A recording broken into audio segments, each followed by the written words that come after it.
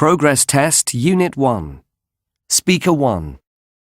Now, before we go into the museum, I'm going to tell you a little about the history of our city. This used to be a very small town 50 years ago. Then people began to emigrate here from other countries. This area of the city used to be a village. Then they destroyed the old houses and built this museum. I know what it used to be like because I lived in the village when I was growing up. Now, if you want to take some photos... Speaker 2. Arthur Wendlebury lived to be 100 and was a famous writer. But he didn't have an easy life. He was born into a very poor family in Cornwall. He went into the army after he had left school because his parents didn't have enough money to send him to university.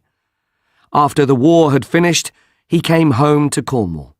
And while he was living in a cold little house on the Cornish coast, he began to write his first book. Speaker 3. My Aunt Tessa got married last weekend. The wedding was here in London.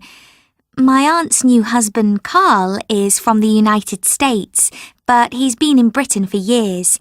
He got a job here after he had finished university. Tessa and Carl got engaged 2 years ago, but they didn't get married straight away because they were saving money to buy a house. We visited their new flat before the wedding. Speaker 4. How well do you get on with your parents? Do they criticise you all the time? Parents can be really irritating sometimes, can't they? This week on Channel 9, we present How to Live with Your Parents. Now, earlier today, our presenter Jane Hadfield was talking to young people on the streets of Coventry, so let's go over to her now. Hello, Jane. We can see you on the screen. Can you hear us? Speaker 5. I wasn't born here in Britain. I grew up in Colombo, Sri Lanka.